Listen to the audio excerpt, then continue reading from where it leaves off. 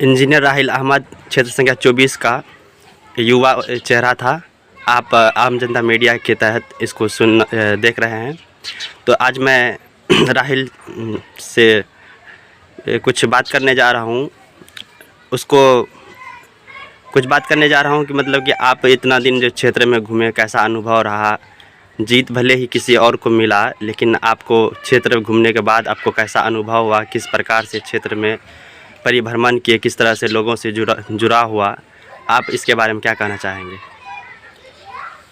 सबसे पहले आपको सलाम और हमारे क्षेत्र संख्या 24 के सभी जनता जनार्दन को मेरा सलाम नमस्कार, और पूरे जोकीहाट प्रखंड के जनता जनार्दन को मेरा सलाम और नमस्कार। मैं जब क्षेत्र चुनाव काउंटिंग के बाद जब मैं क्षेत्र भ्रमण के लिए गया, लोगों का आभार प्रकट करने के लिए, लोगों का शुक्रिया अदा करने के लिए, तो पता ये चला कि भले सीट कोई और जीता हो, लेकिन लोगों का विश्वास और लोगों का दिल मैं जीता हूँ। जी, इस चुनाव में आपका क्या स्थान रहा और आपने कुल कितना मत प्राप्त किया और आप कितने नंबर पे हैं? ये इस चुनाव में तीसरे स्थान पे हूँ और 3281 वोट में प्राप्त किया हूँ, और 3281 वोट बिना पैसे का और बिना किसी लोभ लालच का लोगों ने मुझे दिया है। तो इसका मतलब ये है कि लोग अब अच्छे उम्मीदवार को पसंद करते हैं। भले कोई इमोशनल ब्लैकमेल करके सीट को जीत लिया हो, लेकिन दिल आज मैं जीता हूँ, इस चीज़ का मुझे पूर्ण विश्वास हुआ है। क्योंकि आप इमोशनल ब्लैकमेल करके किसी को जहर के पुड़िया के बिना पे अगर आप सीट जीतते हैं, तो वो आप लंबे समय तक नहीं जीत सकते, क्योंकि आप अपनी सलाहियत के बल पे सीट तो नहीं जीत पाते। आप एक इमोशनल ब्लैकमेल करते हैं कि मैं अगर आप वोट नहीं करेंगे तो मैं जहर खा के मर जाऊंगा। अच्छा, इसके बिना पे आप सीट तो जीत लेते हैं, लेकिन लोगों का विश्वास नहीं जीत पाते हैं। तो मुझे ये लगा कि लोगों का विश्वास और लोगों का दिल मैं जीता हूँ। आज लोग मुझ पर एक विश्वास की नज़र से देख रहे हैं कि आने वाले समय का एक बेहतर भविष्य मुझ में लोग देख रहे हैं। तो उम्मीद करता हूँ, मैं कोशिश कर रहा हूँ पूरा कि लोगों का विश्वास पे मैं खड़ा उतरूँ। यही कारण है कि मैं इतना लेट से प्रेस कॉन्फ्रेंस कर रहा हूँ, ताकि मैं समझ पाऊँ आखिर मुझ में क्या कमी रह गया था। तो कुल मिला के यही समझ में आया, कमी तो कुछ नहीं नज़र आया। एक ही कमी नज़र आया कि बस लोगों को इमोशनल ब्लैकमेल किया गया, जो कि लोग समझ नहीं पाए इस चीज़ को कि आखिर वो डिसीजन क्या ले। क्योंकि लोगों को वो खुले तौर पे एक ही धमकी दे रहा था, अगर आप मुझे वोट नहीं देंगे तो मैं जहर खा के मर जाऊँगा। तो यही चीज़ वे क्षेत्र में समझ में आया मुझे। लेकिन लोगों का विश्वास आज भी मुझ पे है, लोगों का दिल मैं जीता हूँ। इसके लिए मैं पूरे क्षेत्रवासियों का मैं शुक्रिया अदा करना चाहता हूँ।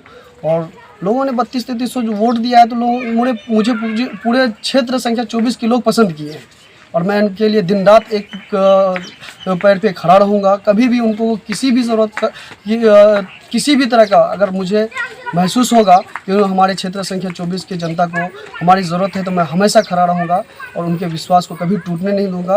पूरे 5 साल मैं उनके लिए मेहनत करूँगा, हर मोड़ पे खड़ा रहूँगा। और मैं ये यकीन के साथ कह सकता हूँ, जो जीत के गया है वो सीट तो ज़रूर जीता है, लेकिन वो लोगों का विश्वास नहीं जीता है, इसलिए लोगों के लिए काम नहीं कर पाएगा। वो लोगों के लिए उनकी ज़्यादा से ज़्यादा काम मैं करूँगा, इस चीज़ का मैं लोगों को विश्वास दिलाता हूँ, और ये मैं गारंटी के साथ कह सकता हूँ।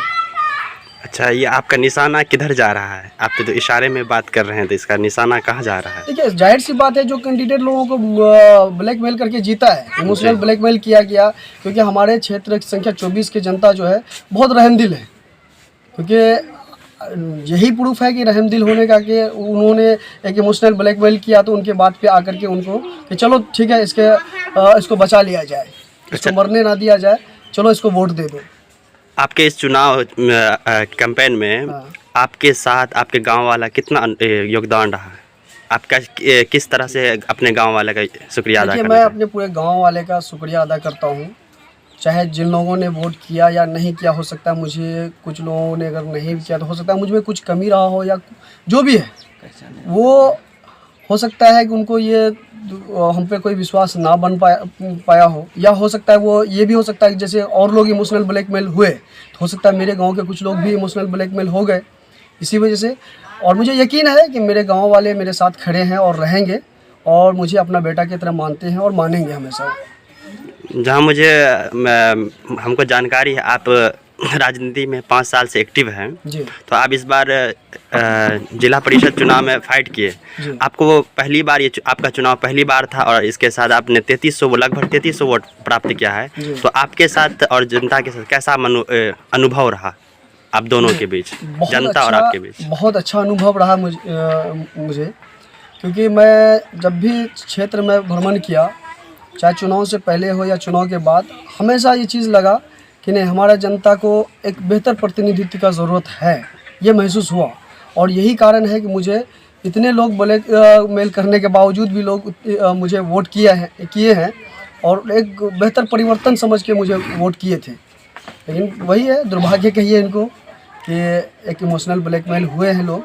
तो खैर, लोगों का विश्वास है मेरे ऊपर और इंशाल्लाह रहेगा। जी, आपके चुनाव कैंपेन में आपने मुख्यतः किन किन मुद्दों को सामने रखा था, जिसके मतलब लोगों के बीच क्या क्या रखा था आपका कैंपेन में? मेरा तो पूरा मैनिफेस्टो में लेके उतरा था, मैं प्रेस रिलीज भी किया था, जो कि जिला परिषद क्षेत्र के अंदर जितना भी काम है, आज तक किसी भी कैंडिडेट ने गिनाने का काम नहीं किया।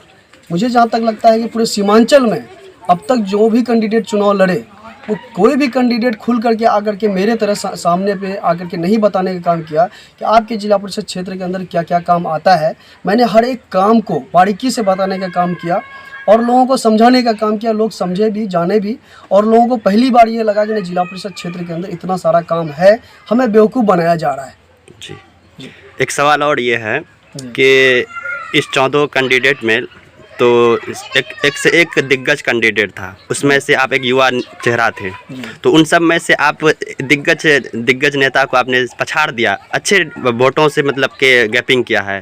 तो इसके बारे में आप क्या कहना चाहेंगे? आपका अनुभव कैसा रहा उन सब लोगों से? मेरी कोई ज़रूरत नहीं है पछाड़ने का, ये तो हमारा जनता जनार्दन ने कर दिखाया है और उनको ये विश्वास था कि मैं जिस बेटे को चुन रहा हूँ, ये बेटा मेरे लिए एक मजबूत ताकत बन के मेरे साथ खड़ा रहेगा, इसलिए मुझे चुनने का काम किया।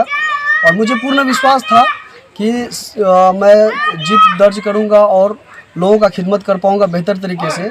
लेकिन फिर बात वही कहूंगा कि इमोशनल ब्लैकमेल कुछ दिनों में आने के बाद लोगों को थोड़ा सा उधर रुझान हो गया, जिसके कारण मैं जीत दर्ज नहीं कर पाया। खैर, लोग अभी भी कहते हैं कि राहिल आप ही जीते हुए हो। वो भले सीट जीता है, लेकिन लोगों का दिल आपने जीता है। तो जीता हुआ कैंडिडेट मैं आपको मानता हूं, तो मैं उन लोगों का शुक्रिया अदा करता हूं कि नहीं, किसी को सीट जीतने के बाद भी अगर मुझे जीता हुआ मानते हैं, इससे बड़ा मेरे लिए खुशनसीबी कुछ नहीं हो सकता है। और कुछ बड़ी ताकत को भी मैं खल गया था कि एक नौजवान, पढ़ा लिखा नौजवान आकर के समाज को जागरूक कर रहा है, समाज के हक के लिए लड़ रहा है और आवाज़ उठा रहा है। हो सकता है कल मेरे लिए भी खतरा साबित हो, तो इसलिए उनको मैं खल गया और वो खुलेआम लोगों को मेरे खिलाफ प्रचार किए और जिस कैंडिडेट को ने लोगों को गुमराह करने का काम किया, उसके समर्थन में उन्होंने प्रचार किया। तो खैर, कोई बात नहीं है, जनता उनको जवाब देगा, बहुत अच्छे तरह से जवाब मिलेगा उनको।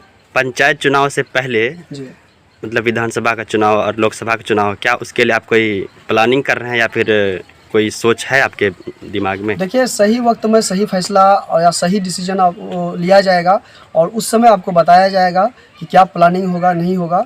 वक्त आने दीजिए, सब चीज़ दिखेगा, सब चीज़ आपको मिलेगा। जी, क्षेत्र संख्या 24 के जनता से आप क्या मतलब कैसा धन्यवाद करना चाहते हैं, किस तरह से उसका शुक्रिया अदा करना चाहते हैं?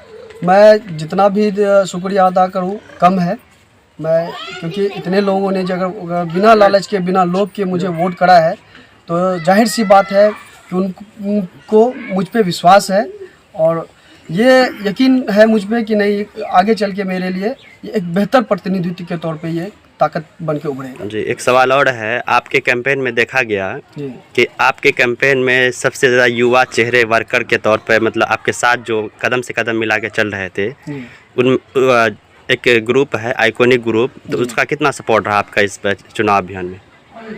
मैं दिल के गहराइयों से जितना धन्यवाद उनको करूं कम है, क्योंकि उनका बहुत ही अच्छा सपोर्ट रहा, बहुत ही अच्छे तरीके से उन्होंने हमारे लिए काम किया। पूरे आइकॉनिक ग्रुप जो है मेरे लिए खड़ा रहा और इसके लिए बहुत बहुत मैं धन्यवाद अदा करता हूं। और मैं बताना चाहता हूं कि आपने जब ये क्वेश्चन किया कि ये सारे नौजवान और पढ़े लिखे और एक शिक्षित नौजवान हमारे साथ खड़े रहे मजबूती से, उसमें आप देखे होंगे कि एक भी ऐसा चेहरा नहीं नज़र आया होगा जो समाज में बदनाम हो। जी जी, सारे के सारे एक अपने आप में एक वेट रखता है, एक पहचान रखता है, एक मान सम्मान रखता है। इन्होंने हमारे लिए जान लगा करके मेहनत करने का काम किया है। इनका मैं तहे दिल से शुक्रिया अदा करता हूँ। आपके क्षेत्र से जो चुनाव जीते हैं जिला परिषद में, जी, आप उसके बारे में कुछ विशेष टिप्पणी कर सकते हैं? उसका दिशा निर्देश के लिए कैसा क्या, मतलब कि किस तरह से आप उसको दिशा निर्देश दे सकते हैं? हाँ बिल्कुल, क्योंकि देखिए मैं यही कहूँगा, आप जिस तरह से भी चुनाव जीते हो, चाहे इमोशनल ब्लैकमेल करके या जैसे भी चुनाव जीते हो, लेकिन आपको अगर जनता ने जीत दिया है तो आप लोगों के काम को करने का काम करें। आप लोगों के पास फोकसबाजी ना करें, लोगों का उम्मीद को आप ना बर्बाद करें। आप लोगों का काम करें और जो बेहतर काम होता है आप उसकी तरफ ध्यान दें। अन्यथा अगर नहीं करेंगे तो उसके लिए मैं मजबूत विपक्ष के तौर पे हूँ, आपको बताने का काम करूँगा कि सही क्या है गलत क्या है, वो पूरी मजबूती से बताऊँगा आपको मैं। जी, आम जनता मीडिया से बात करने के लिए आपका शुक्रिया।